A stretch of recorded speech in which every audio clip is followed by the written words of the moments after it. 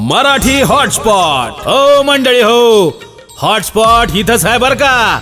तर मग चला चॅनलला सबस्क्राईब करा आणि घंटी नक्की वाजवा. आपल्या सगळ्यांचा मराठी हॉटस्पॉट. इतका ब्रिलियंट आहे आपला भारत देश. विषयाला म्हणून सांगते, जगातील अनेक देशांनी मंगळावर जाण्याचा प्रयत्न केला. जगातील अनेक देश मंगळावर गेली सुद्धा, पण भारत हा असा एकमेव देश ठरला की 212 देशांपैकी भारत हा असा एकमेव देश ठरला की तो पहिल्याच प्रयत्नामध्ये मंगळावर जाऊन आला. सुनीता विल्यम जाऊन आल्या होत्या की नाही मागे? सुनीता विल्यमने पृथ्वी ते मंगळ या दोघांमधलं जे डिस्टन्स अंतर असतं ना, ते डिस्टन्स सुद्धा तिने जगाला सांगितलं. पृथ्वी ते मंगळ किती किलोमीटर भरलं माहिती का? 56 कोटी 30 लाख किलोमीटर पृथ्वी ते मंगळाचं अंतर भरलं. जेवढ्या स्पीडने ते यान मंगळावरती गेलं, त्याचा स्पीड सुद्धा तिने जगाला सांगितला. 11.2 पर सेकंड पर किलोमीटर एवढ्या स्पीडने ते यान मंगळावरती गेलं. काय हुशार आहे आपला भारत देश. अहो, नासा सारख्या अंतराळामध्ये जे सायंटिस्ट काम करतात, त्यापैकी 40% सायंटिस्ट ही आपल्या भारतातली आहे.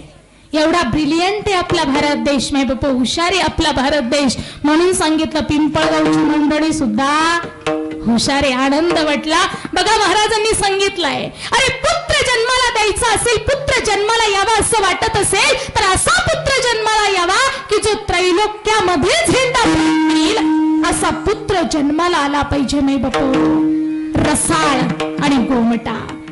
आता रसाळ म्हणजे काय हो? लक्ष देऊ नये का? रसाळ म्हणजे चवीला गोड आणि गोमटा म्हणजे दिसायला सुंदर. काही काही फळं गोमटी असतात पण रसाळ नसतात. काही काही फळं रसाळ असतात पण गोमटी नसतात. काही काही फळं रसाळही नसतात आणि गोमटीही, आणि काही काही फळं रसाळही असतात आणि गोमटी असतात. तुम्ही म्हणाल ताई फळं सांगा, मग आम्हाला कळेल. फळं आणि मुलं अर्थ तुम्ही घ्यायचा आहे. काही काही फळं रसाळही नाही आणि गोमटीही नाही. कोणतं फळ हो? कोणतं फळ? मी फळं सांगितले, तुम्ही माणसांची नावं घ्याल. माणसांची नावं नका घे.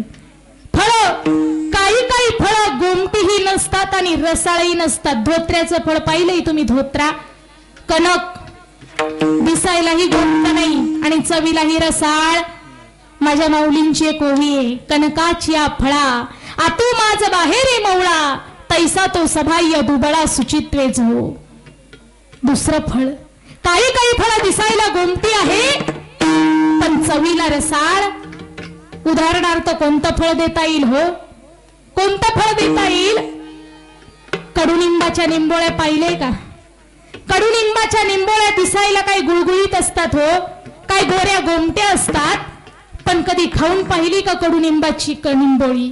किती गोड असते ना ती खायला. महिला मंडळ, कडुनिंबाची निंबोळी किती गोड असते ना? नाही, कडू असते ना. म्हणजे ती गोमटी आहे पण रसाळ. का निंबोळीचे पीक वरी गोड आत वीख, तैसे ते राजस देख क्रियाफळ. तिसरा प्रकार, काही काही फळ गोमटी नसतात पण रसाळ असतात. उदाहरण द्यायचं ठरलं तर नारळ, फणस, ऊस. ऊस बाहेरून दिसायला काळा आहे पण आतमध्ये रसाला कसा आहे?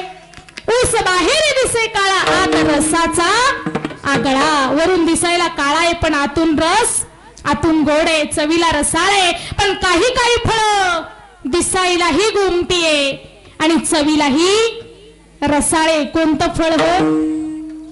कोणतं फळ? सीझन आहे आता. कोणता? आंबा. आता नुसता आंबा जरी म्हटलं तरी कानाची तृप्ती झाली. तो आंबा जर असा समोर आणला, हापूस आंबा, सुंदर केशरी रंगाने, त्याचं डोळ्यांना समाधान वाटेल.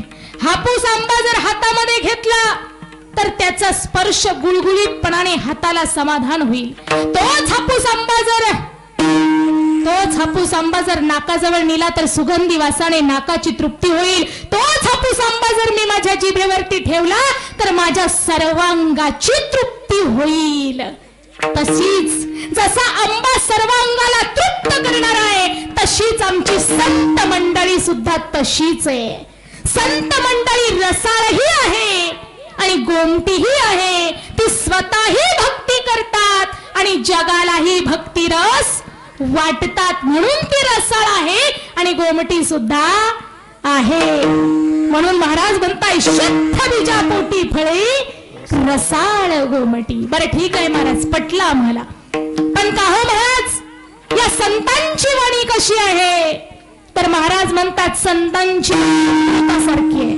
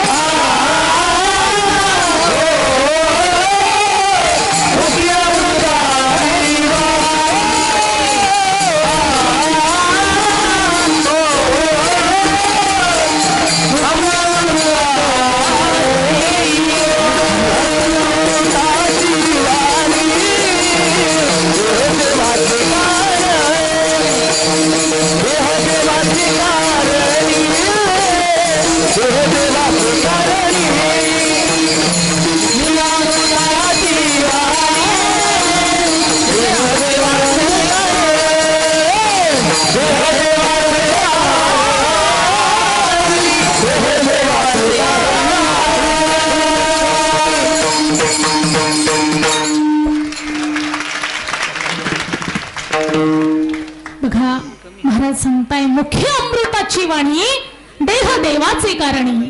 संतांची जी वाणी आहे ना ती संतांची वाणी ही अमृतासारखी अमर आहे. आता अमृत अमर आहे प्रत्येकाला माहिती आहे.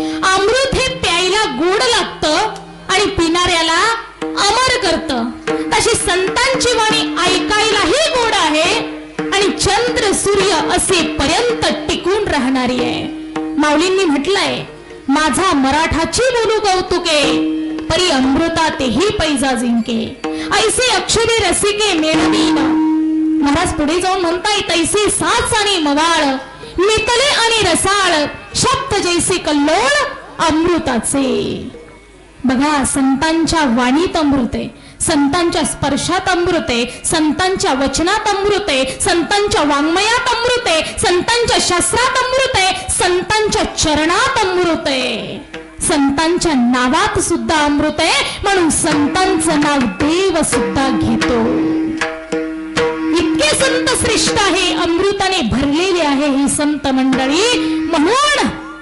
म्हणून बघा, या संतांची वाणी ही अमृतासारखी अमर आहे. साच आणि मवाळे, साच म्हणजे सत्य आणि मवाळ म्हणजे, काही लोक साच बोलतात पण मवाळ नाही बोलत, पाठीभर बोलतात, खरं बोलतात, पण त्यांचं ऐकण्याची आपल्याला वीट येते. असं वाटतं हे कधी बंद पडेल काय माहित. बघा, तुम्हाला एक उदाहरण सांगतो म्हणजे लवकर पटेल. एक शेतकरी आहे, गरीब शेतकरी आहे, त्याला 3 मुलं आहे आणि शेतीचा व्यवसाय, गरिबी आहे. त्याला 100 रुपयाची नड भासली, गरज भासली, म्हणून त्याचा लहाना मुलगा होता बाळ्या.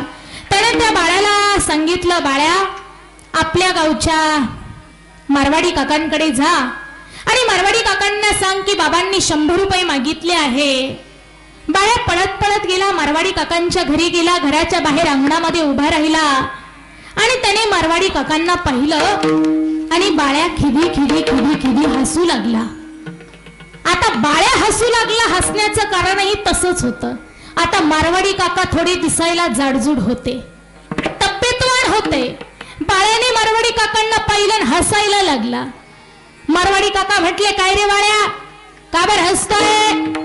बाळ्या म्हटला, काका मला तुमची फार काळजी वाटते हो म्हणे. मारवाडी काका म्हटले, बाळ्या तुला कसली काळजी आहे?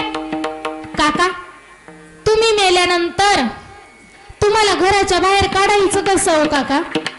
मला काळजी आहे, तुम्ही मेल्यानंतर तुम्हाला दरवाजाच्या बाहेर काढायचं कसं? आता याला काळजी करायची काय गरज आहे? मारवाडी काकाला मरण्याचा विषय काढल्यानंतर मारवाडी काकाला राग आला. मारवाडी काकाने चपदिशी त्याच्या कानाखाली वाजवली आणि त्याला कोंडून ठेवलं.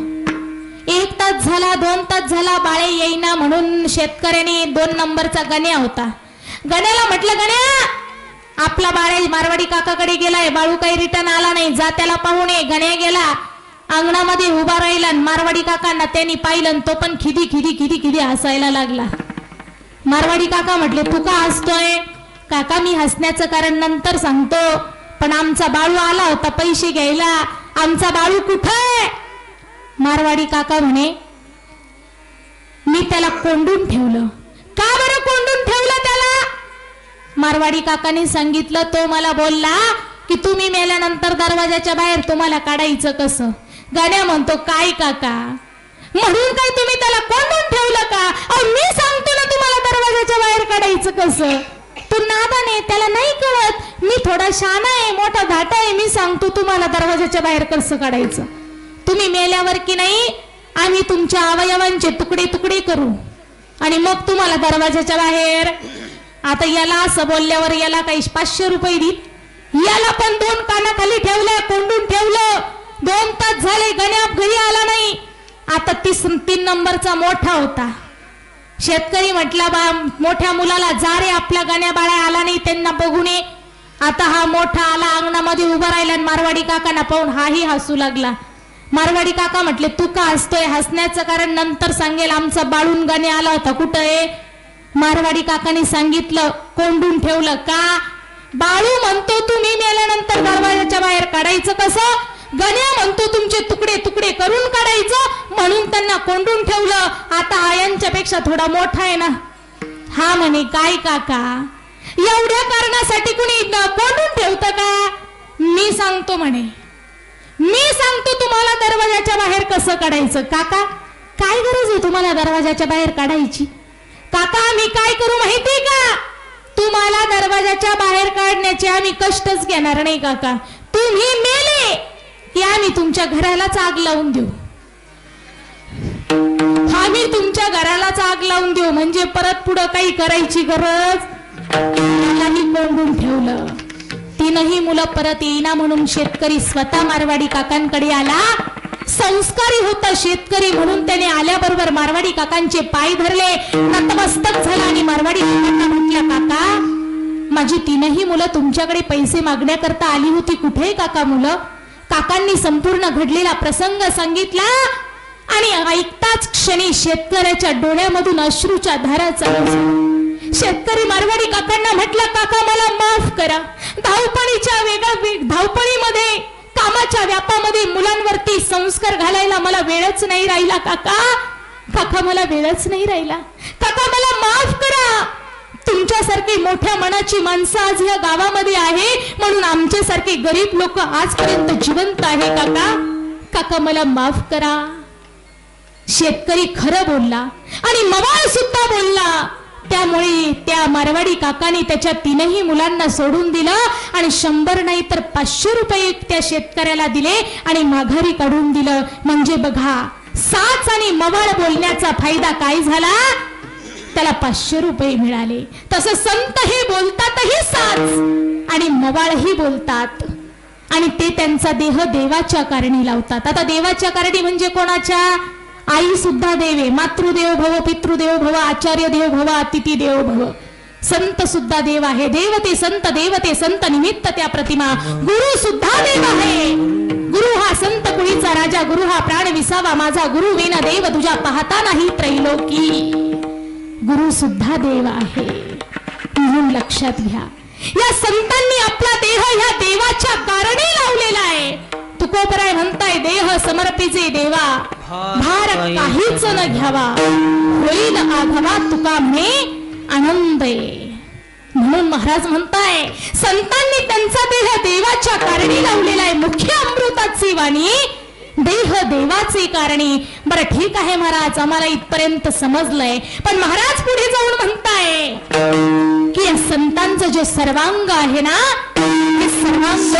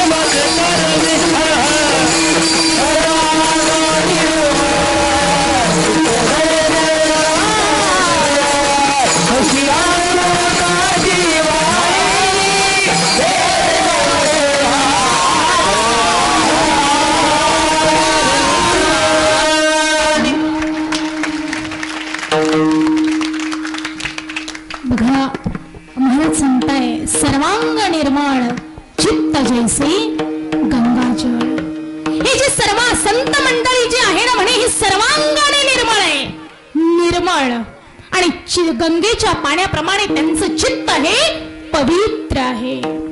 बघा, मी नेहमी सांगत असते, परमार्थ करत असताना चित्ताला खूप किंमत आहे. परमार्थामध्ये चित्त, संसारामध्ये वित्त आणि शरीरामध्ये पित्त. जर परमार्थ आपल्याला जर चांगला करायचा असेल, परमार्थामध्ये जर देवाला प्राप्त करून घ्यायचं असेल, तर अगोदर प्रपंच नेटका केला पाहिजे. अगोदर संसार चांगला करावा, तरच परमार्थ चांगला होत असतो. बघा, जर तुमचा प्रपंच चांगलाने पंढरपूरला निघावं, मागची कुटुंबाची चिंता करू नका. मी सर्वस्वी कुटुंबाची जबाबदारी सांभाळेल. तुम्ही निश्चिंतपणाने एक चित्ताने देवाचं भजन करा आणि पंढरीला जा. असं बायको केव्हा म्हणेल? जेव्हा घरामध्ये तेल मीठ साखर व्यवस्थित असेल. पण घरामध्ये तेल मीठ साखर नाही आणि बुवा निघाले पंढरीला. बायको काय म्हणेल? घरात तेल मीठ साखर नाही, निघाले पंढरीला. अगोदर घरातला पूर्व, नंतर पंढरीला. बरोबर आहे ना? म्हणून अगोदर प्रपंच नेटका करा. अवघाचे संसार सुखाचा करीन, आनंद भरीन तिन्ही लोकी. म्हणून अगोदर प्रपंच नेटका करावा, नंतर परमार्थ आपोआप चांगला होत असतो. बघा माई बापू, मी नेहमी सांगत असते, संसार प्रपंच फार विचित्र गोष्ट आहे. संसार म्हटलं की त्याला वित्ताला फार किंमत आहे. संसारामध्ये जर वित्त असेल, संसारामध्ये पैसा असेल, तर आपल्याला समाज मान्यता देतो. धनवंताला की सर्व मान्यता आहे जगी. पैसा कमवा तुम्ही, पण एक गोष्ट लक्षात घ्या, संसार करत असताना आपल्या काही जबाबदाऱ्या, त्या जबाबदाऱ्या सांभाळा. विशेष करून महिला मंडळ. मी नेहमी सांगत असते, पडलोय ना आपण प्रपंचात, पडलोय ना संसारामध्ये, मग जबाबदाऱ्या पण सांभाळल्या पाहिजे. संसार करत असताना बाईची पहिली जबाबदारी आहे लेकरांना चांगलं घडवणे. मी नेहमी सांगत असते बरं का, मुलांना विल एज्युकेटेड करण्यापेक्षा मुलांना विल कल्चरल बनवा. मुलांना सुशिक्षित बनवण्यापेक्षा मुलांना सुसंस्कारित बनवा. तुम्ही लाखो रुपये खर्च करून तुम्ही मुलांना एखाद्या मोठ्या शाळेमध्ये दाखल घालू शकता, करू शकता, पण तोच मुलगा जर पुढे व्यसनाच्या अधीन गेला तर लाखो करोडो रुपये जरी तुम्ही खर्च केला तरी तो सुधारेल याची शाश्वती देता येणार? एक गोष्ट सांगू का, आपल्या सायन्स एवढं प्रगत झालेलं आहे, एवढं सायन्स प्रगत आहे, इकडून ऊसाची मुळी टाकली तर तिकडून साखरेचं पोतं बाहेर निघतं. ही कारखान्यांची प्रगती आहे. इकडून साखरेचं पोतं टाक, इकडून ऊसाची मुळी टाका, तिकडून साखरेचं पोतं बाहेर निघेल. तसंच तिकडून आघाऊ पोरग पाठवा, इकडून 4 वर्षामध्ये उत्कृष्ट कीर्तनकार, प्रवचनकार, गायनाचार्य, मृदुंगाचार्य म्हणून बाहेर पडतं. ही आमच्या वारकरी शिक्षण संस्थेचं कार्य आहे बाबांनो. बघा, या ठिकाणी ही लेकरं उभी आहे. अरे धन्य माता पिता तयाच्या. आनंद वाटतो ह्या लेकरांना पाहिल्यानंतर. अरे यांचा आनंद फक्त आपल्यालाच नाही तर तयाचा हरिक वाटे देवा. यांचा आनंद देवाला सुद्धा वाटत असतो माई बापू. म्हणून लेकरांना फक्त सुशिक्षित घडवण्यापेक्षा मुलांना सुसंस्कारित बनवा, ही पहिली जबाबदारी आहे. दुसरी जबाबदारी महिला मंडळ. एक गोष्ट, मला प्रश्नांची उत्तरं देत चला. लाज झाकणं कुणाचं कामे महिला मंडळ? मला सांगा, लाज झाकणं कुणाचं कामे? ह्यांचं का? थोडं कटू आहे पण सत्य आहे. एक मी महिला आहे आणि महिलेशिवाय तुम्हाला हे दुसरं कुणीच सांगू शकत नाही. कीर्तनही महिलांचं आहे आणि कीर्तनाला उपस्थिती सुद्धा महिलांची बऱ्यापैकी आहे. मला सांगा, लाज झाकणं कुणाचं काम आहे? पुरुषांचं आहे ना? पुरुषांचं आहे, महिलेचं आहे, स्त्रीचं आहे, बाईचं आहे. लाज झाकणं आमचं काम आहे. पण खरं सांगू, आज आमची लाज सगळी तुम्ही झाकून घेतली हो. तुम्ही म्हणाल कशावरून? आई, फुल फुल कपडे त्यांना गेले आणि हाफ हाफ कपडे आपल्याला आले. बरोबर आहे ना? प्रत्येकाच्या शर्टची बाई बघा कशी आहे. प्रत्येकाच्या शर्टची बाई फुल आहे. फुल फुल कपडे त्यांना गेले, हाफ हाफ कपडे आम्हाला आले. मी नेहमी सांगत असते, बाई ही साडीत सुंदर दिसते, बाई ही नऊवारीत सुंदर दिसते आणि त्यातल्या त्यात जर तिच्या डोक्यावर पदर असेल ना तर ती अजूनच शोभून दिसत असते, शोभून दिसत असते. मी नेहमी सांगत असते, अहो भारतीय नारी कुणाला म्हणायचं? अहो, जी करते आलेल्या गेलेल्यांचा आदर, जी करते आलेल्या गेलेल्यांचा आदर, जी ठेवते सासू सासऱ्यांची कदर आणि जी नेहमी घेते डोक्यावर पदर, तीच आहे खरी इंडियन मदर. तीच आहे इंडियन मदर. पण असं सांगत असताना कधी कधी असं वाटतं आमच्या महिला कीर्तनकारांच्या डोक्यावर कधी कधी पदर नसतो. तुम्हाला काय सांगणार आहे? माय बापे, पण हा पदर काही आजकाल अनेक काही महिला डोक्यावर फेटे घालून कीर्तना करायला लागलेला आहे. पण एक सांगू का, बाई आणि पुरुषामध्ये काहीतरी फरक आहे. स्त्रीचा फेटा म्हणजे स्त्रीचा पदर आहे. आम्हाला नीट पदर नाही सांभाळता येत, आम्ही फेटे काय बांधावे? बाईचा फेटा, बाईचा पदर हाच बाईचा फेटा आहे आणि बाईच्या डोक्यावरती नेहमी पदर हा असलाच पाहिजे. ही भारतीय संस्कृती आहे, ही भारतीय नारी आहे. भारतीय संस्कृतीने घालून दिलेला हा पोशाख आहे आपल्याला. मी नेहमी सांगत असते, बाईच्या अंगावर जर अंगभर कपडे असतील तर जग तिचा सत्कार करेल, पण त्याच स्त्रीच्या अंगावर जर अंगभर कपडे नसतील तर जग तिचा बलात्कार करणार नाही तर काय करेल? काय चुकतंय का समाजाचं? काही चुकत नाहीये, चुकतोय आपण. कुठेतरी आपण चुकतोय. मी नेहमी सांगत असते, बाईने बाईचं चारित्र्य नीट सांभाळलं पाहिजे. बाईने बाईचं चारित्र्य सांभाळलं पाहिजे, कारण चारित्र्याला खूप किंमत आहे, कॅरेक्टरला किंमत आहे, आचरणाला किंमत आहे. बघा, बाई कुठलीही असू द्या, घरकाम करणारी गृहिणी असू द्या, नोकरी करणारी नोकरदार वर्ग असू द्या, किंवा कीर्तन करणारी कीर्तनकारही का असू द्या, पहिलं तिचं चारित्र्य बघा, पहिलं तिचं आचरण बघा आणि नंतर तिला समाजापुढे उभं करा. मी नेहमी सांगत असते, मी बोलायला घाबरत नाही बाबांनो. जर आपल्याकडे शुद्धता असेल तर कशाला कोणाला घाबरायचं? मी नेहमी सांगत असते.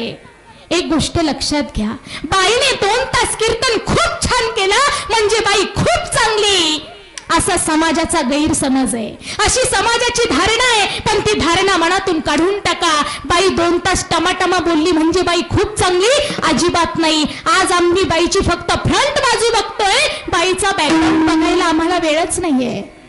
पण बॅकग्राऊंड बघा, बाईचं मागचं आचरण किती शुद्ध आहे. अरे 2 तासाच्या व्यतिरिक्त बाकीचे 22 तास बाई कशी वागते ते बघा आणि नंतर तिला समाजाच्या पुढे उभं करा. आणि अशीच हे सर्व बघून जर तुम्ही स्त्रियांची, महिलांची कीर्तनं जर घेतली तर मला नाही वाटत कितीही मोठे अभ्यासू वेदांतिक कीर्तनकार असतील तरी ते म्हणू शकणार नाही की महिलांनी कीर्तन करू. विरोध महिलांच्या कीर्तनाला कुणाचाच नाहीये. मी अनेकांना भेटली,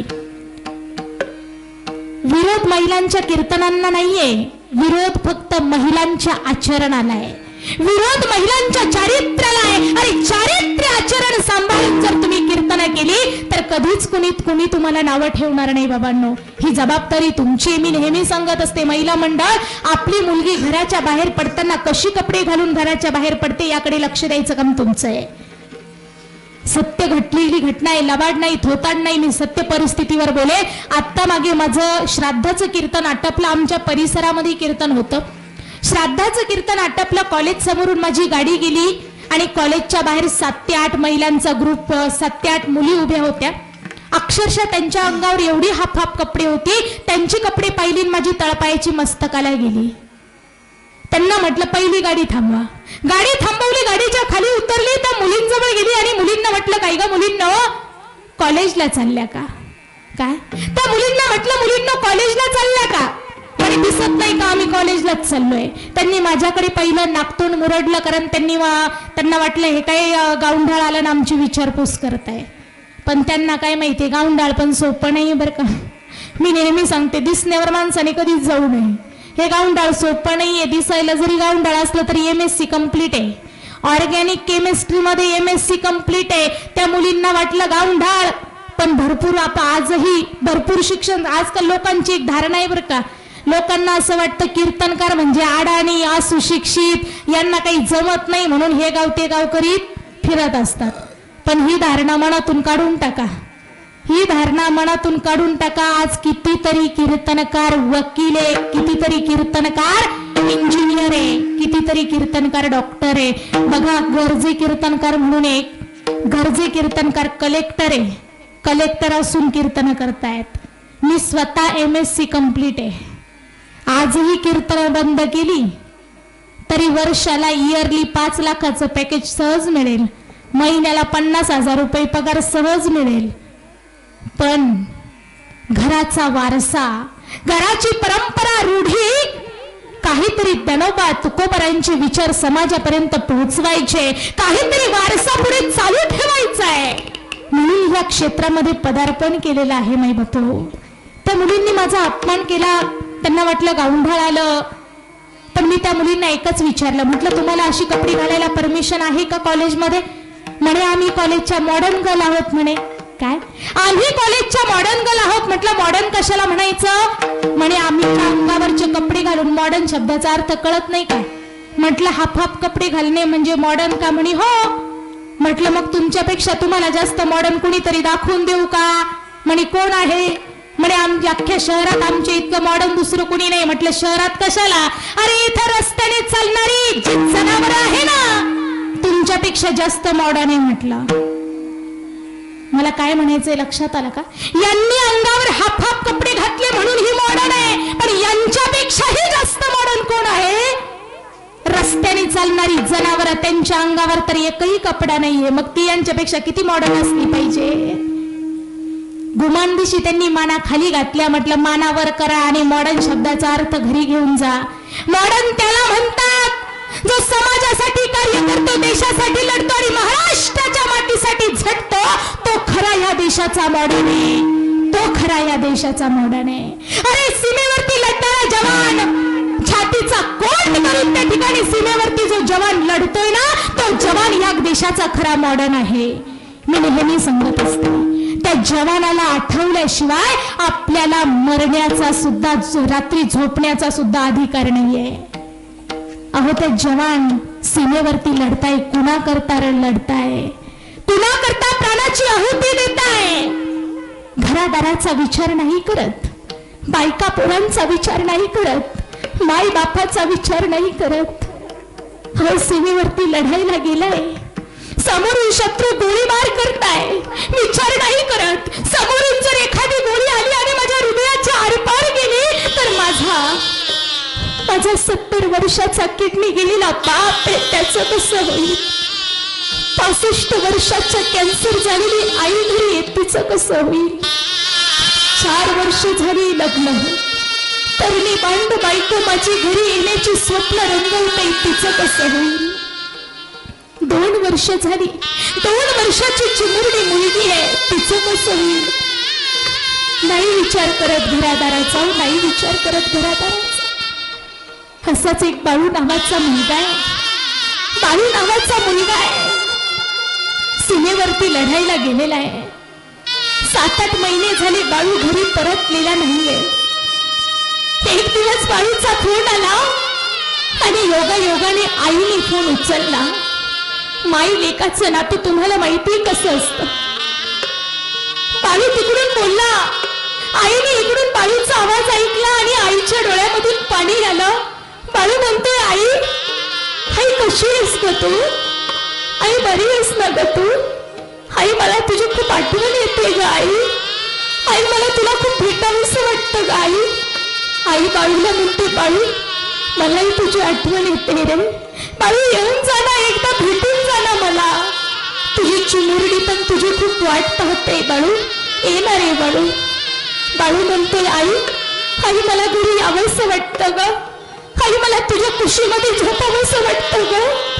आई मला माझ्या चिमुरडी बरोबर खेळावंसं वाटतं ग, पण काय करू आई, काय करू आई? समोर शत्रूंची चावली आई, मला घरी नाही येता येणार ग, नाही येता येणार.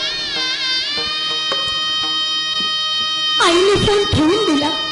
2-3 महिने उलटून गेले. बाळूचा परत फोन आला. आईने फोन उचलला आणि बाळू म्हटलं, आई ऐक ना, आई मी उद्या घरी येतोय. बाळू तू उद्या खरंच घरी येतोय? हो आई, मी उद्या सकाळी 8 वाजेच्या बसने घरी येतोय. आई आई माझं एक काम करशील का ग? काय रे बाळू? तू 100 कामं सांग. करेल रे बाळू, मी तुझ्या करता करेल. आई 100 नाही पण एक काम आहे. काय बाळू? आई बरेच दिवस झाले तुझ्या हातचा गोडाचा स्वयंपाक खायला नाही मिळाला. आई आई उद्या माझ्या करता पुरणपोळी बनवशील का ग? आई उद्या तुझ्या हाताने मला जेवण करवशील का ग? बाळू अरे बाळू तू ये तर खरं, बघ मी कसा गोडाचा स्वयंपाक बनवते. ठेवून ठेवून दिला. आई साऱ्या गावात सांगत फिरली, बाळू घरी येणारे, बाळू घरी येणारे, बाळू घरी. साऱ्या गावाचा लाडका बाळू आहे, साऱ्या गावाचा लाडका बाळू. सर्वजण बाळूची वाट पाहताय. रात्रभर कुणी अन्नाचा घास नाही खाल्ला. सकाळी पहाटे 4 वाजेपासून सगळा समाज बस स्टँड वरती जमा झालेला आहे. सर्व समाज 8 वाजेच्या बसची वाट पाहतोय. आली हो आली, 8 वाजेला बस गावामध्ये आली. बस उभी राहिली. ज्याचे त्याचे डोळे त्या दरवाजाकडे टपलेले. बाळू आत्ता उतरेल, मग उतरेल. 15 ते 20 माणसं बस मधून उतरली, पण बाळू काही उतरला नाही. बाळू काही उतरला नाही. पोरांची कुचकुच चालू झाली. हा बाळू आहे ना असाच खोटारडा आहे, हा बाळू आहे ना असाच लबाड आहे. यायचं नव्हतं तर कशाला आम्हाला वाट पाहायला लावली. बाळूचे वडील म्हणतायत, पोरांनो माझा बाळू खोटं नाही बोलणार आहे आणि त्याच्या आई सोबत तर नाही खोटं बोलणार, नाही त्याच्या आईला फसवणार. अरे येईल, लांबचा प्रवास आहे, हुकली असेल पहिली बस. 2 वाजेच्या बसने बाळू येईल. आपापल्या घरी जा, जेवण करा आणि 2 वाजेला पुन्हा बस स्टँड वरती जमा व्हा.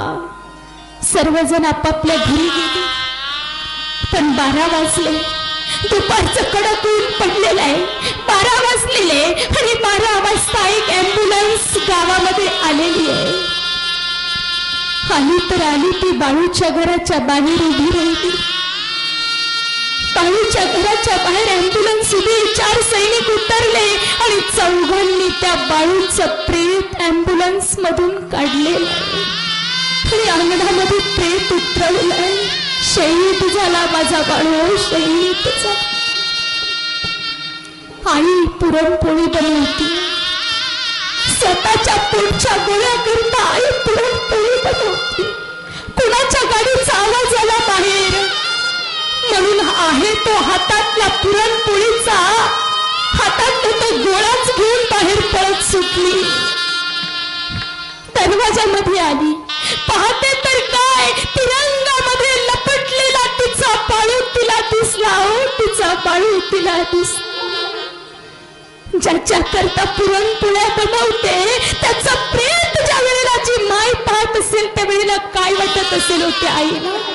हादरली, पायाखालची जमीन हादरली, अंग थरारलं, धाप पिशी जमिनीवर कोसळली.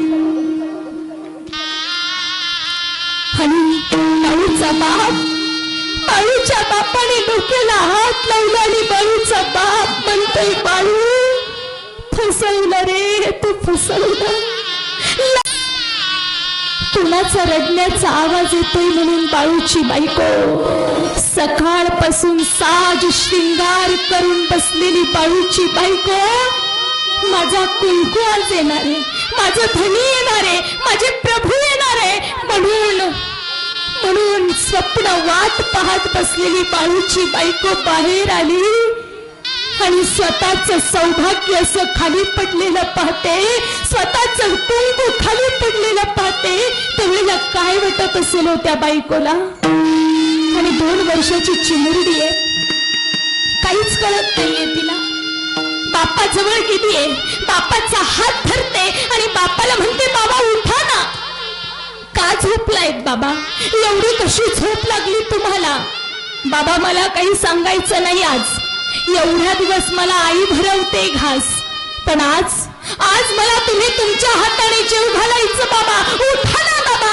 आईने पुरणपोळ्या बनवल्याय, आईने पुरणपोळ्या बनवल्या. कसा उठेल माझा बाळू, कसा भरवेल लेकीला घास.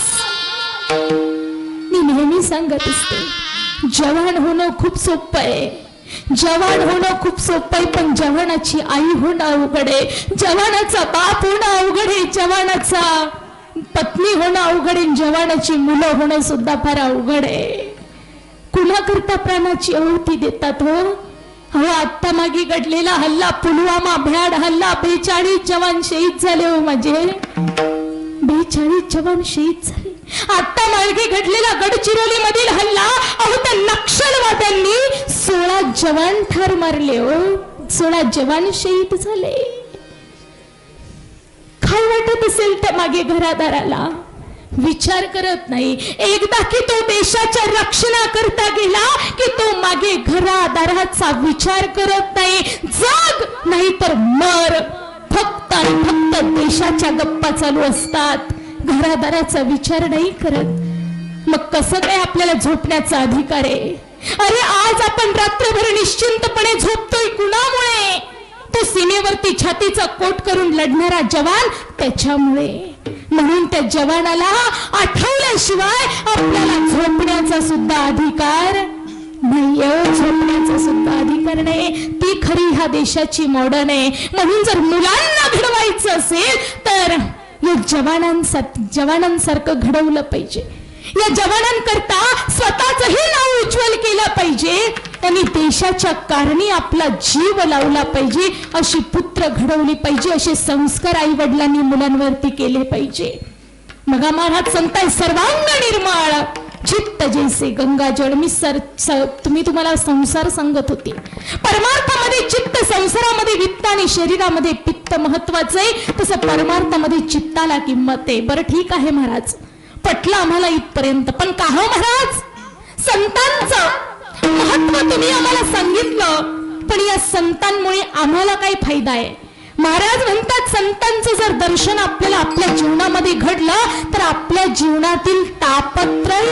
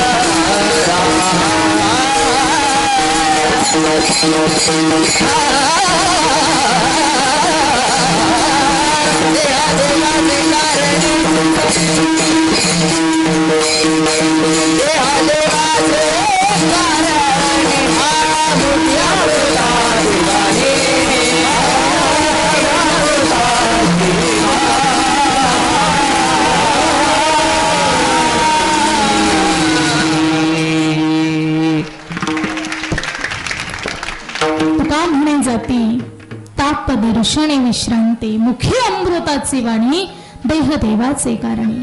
महाराज म्हणताय जर संतांचं दर्शन आपल्याला आपल्या जीवनामध्ये घडलं तर आपल्या जीवनातील तापत्रय जातो. कोणता तापत्रय जातो?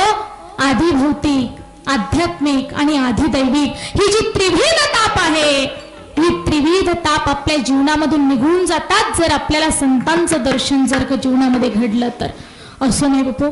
बघा इथून मागे मी तुम्हाला जे काही सांगितलं त्यापैकी कितपत लक्षात ठेवायचं तुमच्या मनाचा प्रश्न आहे. मनावरती जबरदस्ती नाही करणार. वेळ भरपूर झालेला आहे पण मला तुमची फक्त मोजून 5 मिनिटं वर हवी आहे.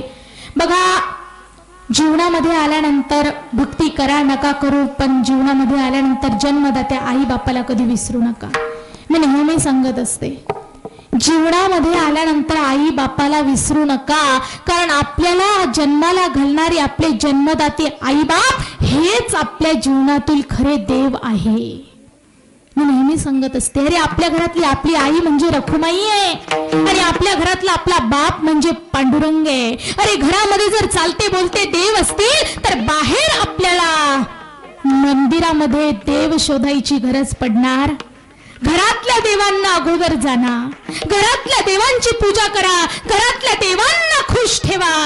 मी नेहमी सांगते, ज्याच्या आईच्या चेहऱ्यावर हसू आहे आणि ज्याच्या बापाच्या हृदयामध्ये समाधान आहे ना, तो व्यक्ती ह्या विश्वातील श्रीमंत व्यक्ती आहे. आई बापाची सेवा करा.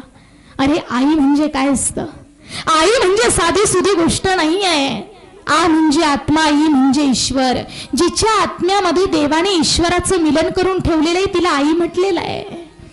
आई म्हणजे मायेचा सागर आहे, चैतन्याचा जागर आहे आणि समृद्धीची घागर आहे. आई म्हणजे पावसाच्या धारा आहे, थंडगार वारा आहे आणि मायेचा उभारा आहे. आई, अरे साधी करंगळी कापली तरी तिच्या वेदना आम्हाला सहाय्य होत नाही. पण डॉक्टरांनी सांगितलंय, ताई सिझेरियन करावं लागेल तुमचं. जर बाळाला जन्माला घालायचं असेल तर सिझेरियन करावं लागेल. सिझेरियन करण्याकरता हितभर पोट फाडावं लागेल.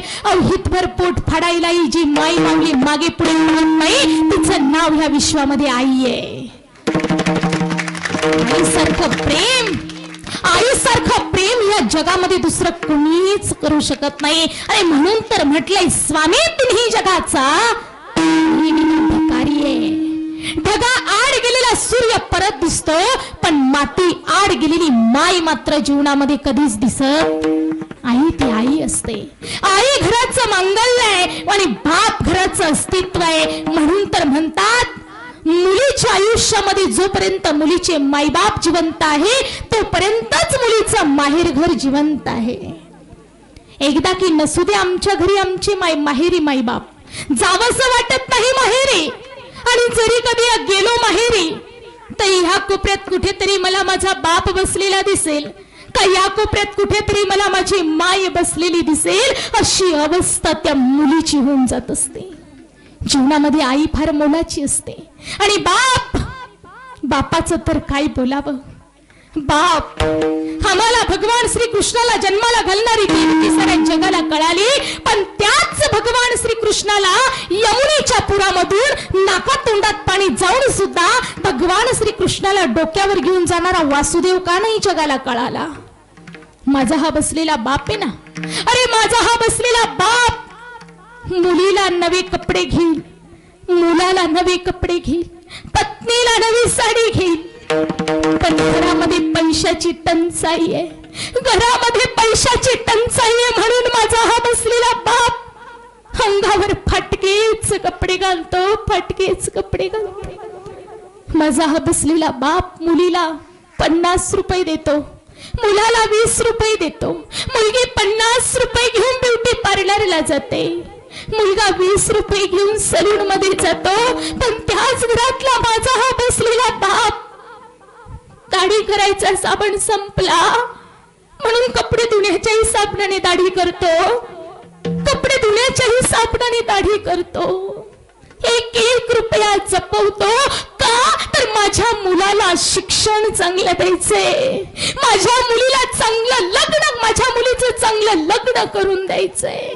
1 रुपया वाचवतो माझा बाप, 1 रुपया वाचवतो.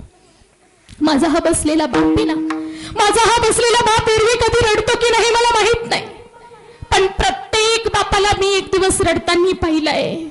आणि माझ्या बापाचं रडण्याचा दिवस म्हणजे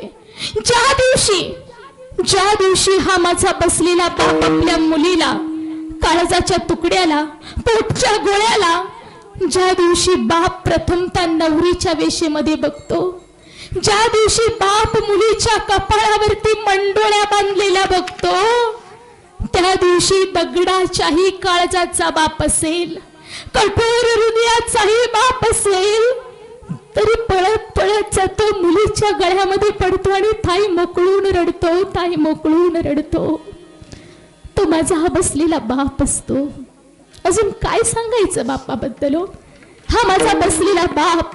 अरे मुलगी सुद्धा बापाच्या गळ्यामध्ये पडून डोसा रडते, पण मुलीचं रडण्याचं कारण फक्त एक असतं, अरे मी गेल्यानंतर माझ्या बाबांची काळजी कोण घेईल, मी गेल्यानंतर माझ्या बाबांना वेळेवर जेवायला कोण देईल, मी गेल्यानंतर माझ्या बाबांना गोळ्या औषधांची आठवण कोण करून देईल. ह्या चिंतेत मुलगी बापाच्या गळ्यामध्ये पडून थाई मोकळून रडत असते, थाई मोकळून रडत असते. म्हणून जीवनामध्ये आल्यानंतर मुलीला कधीच कमी लेखू नका. अहो मुलगी सासरी जाताना बाप मुलीच्या गळ्यामध्ये पडून रडतो, मुलगी बापाच्या तोंडावरून आईसारखा मायेचा हात फिरवते. आणि त्यावेळेला ज्याप्रमाणे एखाद्या आईने मुलाच्या तोंडावरून हात फिरवावा, त्याप्रमाणे ती मुलगी बापाच्या तोंडावरून हात फिरवते आणि बापाला म्हणते, बाबा का सांभाळेल, सासऱ्याला सांभाळेल, दिराला सांभाळेल, जेठाला सांभाळेल. बाबा तुम्ही माझी काळजी करू नका. बाबा तुम्ही तुमच्या जीवाची काळजी करा. म्हणून तर बघा ना, बेटी जब घर छोड़ के जाती है तो पिता दीवार पर सिर पिटक पिटक करके रोता है. अहो मुलीच्या लग्नाच्या वर्षी जर बाप 50 वर्षाचा असेल तर मुलीच्या लग्नानंतर फक्त 2च वर्षात तो बाप 70 वर्षाचा वाटू लागतो. इतकं दुःख त्या बापाला होत असतं. म्हणून जाता जाता मी फक्त एक गोष्ट सांगेन बाबांनो, मुलीला जगू द्या मुलाच्या समान आणि वाचवा मुलीचा प्राण. मुलगीच आहे भारतीय संस्कृतीची शान आणि मुलगीच ठेवते आई बाप्पाच्या कष्टाची जाण. म्हणून तर मुलीच्याच पोटी जन्माला येतात श्रीकृष्ण भगवान. म्हणून त्या आई बाप्पाची सेवा करा, मुलीला जन्माला येऊ द्या बाबांनो. आणि बघा वेळ बरीच झालेली आहे. खरं तर आज या ठिकाणी कीर्तन करणं हा एकट्याचा खेळ नाहीये, त्याला साथ संगत फार महत्वाची असते. आणि खरंच गोड आज या ठिकाणी साथ संगत मिळालेली आहे. संपूर्ण गायनाचार्य मंडळी, गुणजन आज या ठिकाणी गायनाचार्य मंडळी उपस्थित आहे. मी सर्वांचे आभार व्यक्त करेन. बघा त्याचप्रमाणे या ठिकाणी दोन्ही मृदुंगाचार्य महाराजांचे आभार व्यक्त करेल. सुंदर अशी मृदुंगाची साथ दिली, यांनी गायनाची साथ दिली, त्यांचे आभार. आमचे विनेकरी बाबा, हार्मोनियम वादक काका, त्यांचे आभार. आणि बघा तुमच्या सर्वांच्या आशीर्वादाने मला जन्माची साथ खूप गोड मिळाली आहे. पण प्रत्येक कीर्तनामध्ये उभं राहून मला गायनाचीही साथ पुरवतात असे माझे पती, माझे गुरुवर्य हरिभक्त परायण वसुदेवजी महाराज शिंदे, मी त्यांचेही खूप खूप आभार व्यक्त करेन. मेबापू मला सांगायला आवडेल, आज मी तुमच्या समोर जी काही उभी आहे त्यांनी घडवलेलं आहे. मी काही लग्नाच्या अगोदर कीर्तन करत नव्हती बरं का. लग्नाच्या अगोदर माझं फक्त शिक्षण चालू होतं, पण लग्नानंतर मला घडवणारे माझे पती आहे. मला तसं घराणं मिळालं. आमच्या घराण्याची आज आमची 4थी पिढी आहे. अहो परमार्थिक वारसा असणाऱ्या घराण्यामध्ये मी पाऊल टाकलं म्हणजे मला माझ्या संसाराने परमार्थ शिकवलेला आहे. म्हणून एक गोष्ट लक्षात घ्या, संसारही परमार्थ शिकवतो, संसार करूनही परमार्थ करता येतो, फक्त तो करता आला पाहिजे. म्हणजे मी तुमच्या समोर उभी आहे हे फक्त त्याचं श्रेय त्यांना जातं. माझे जे काही पूर्वज, जे काही आजा सासरे आहे, त्यांनी निस्वार्थीपणे करून ठेवलेल्या परमार्थाचं फळ आज माझ्या पदरी मिळालेलं आहे. म्हणून मी तुमच्या समोर उभी आहे. त्यांचे खूप खूप आभार.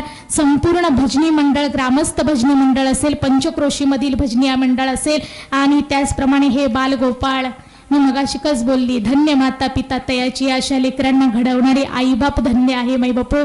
त्या लेकरांचे सुद्धा मी खूप खूप आभार व्यक्त करेन. आणि त्याचप्रमाणे बघा माझा आवाज तुमच्यापर्यंत पोहोचवण्याचं ज्यांनी कार्य केलेलं आहे असे आमचे साऊंड सिस्टीमवाले दादा, त्यांचेही खूप खूप आभार. त्याचप्रमाणे 2 तासापासून ह्या ठिकाणी व्हिडिओ शूटिंग चालू आहे, दादाचेही मी खूप खूप आभार. 2 तासापासून दादा उभा आहे, त्याचेही खूप खूप आभार.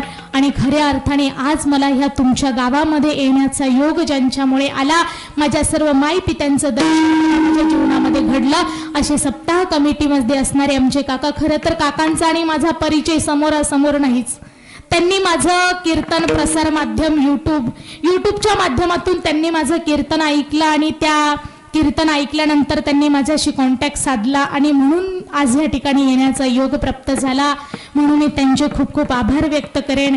या ठिकाणी जाणकार श्रोते मंडळी, आज या ठिकाणी आपल्या गावचे असणारे महाराज, खरं तर ज्येष्ठ श्रेष्ठ आदरणीय महाराज आहे. त्यांनी माझ्यासारख्या पामराच्या कीर्तनामध्ये बसावं हा महाराजांच्या मनाचा खूप मोठा मोठेपणा आहे. मी महाराजांचेही खूप खूप आभार व्यक्त करेन. या ठिकाणी आज या ठिकाणी जे काही माझ्या मुखातून निघालेलं असेल ती भगवान परमात्म्याने मला दिलेली बुद्धी, चुकून एखादा अपशब्द निघालेला असेल तर वाणीचा दोष समजून अपशब्द परत करावा. तुमच्यासाठी एक छोटीशी सूचना आहे, एक कॅलेंडर द्या बाबा. या ठिकाणी आई वडिलांचे उपकार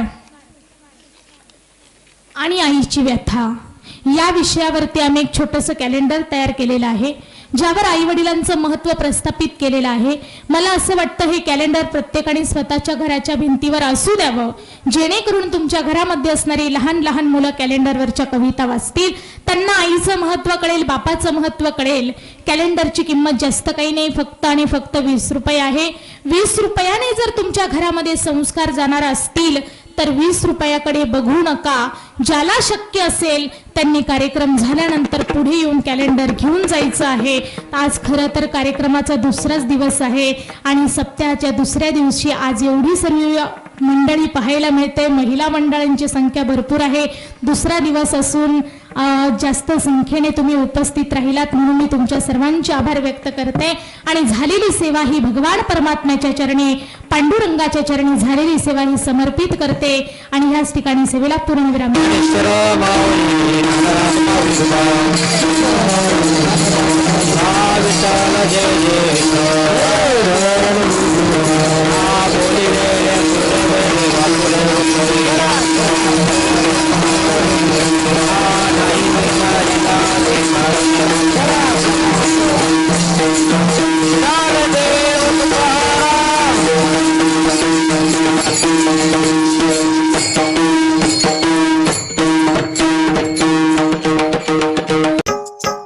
मराठी हॉटस्पॉट. हो मंडळी हो, हॉटस्पॉट इथंच आहे बर का.